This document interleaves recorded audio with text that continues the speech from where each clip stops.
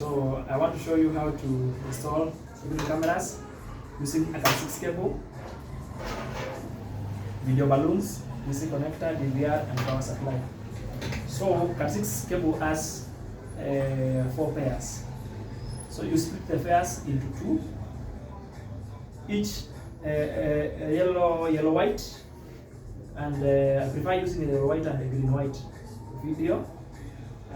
Then you find for power, I use brown white and blue white for power.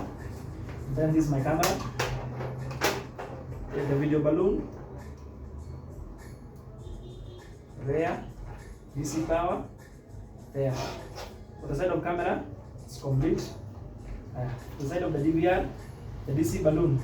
So remember what you did in the video balloon, it should be simultaneous, like what you do in the DVR.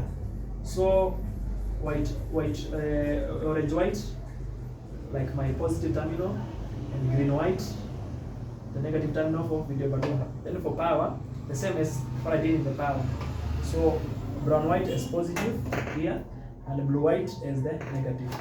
So this will provide for power, this will provide for the signals. There. So with that, your camera will be able to view.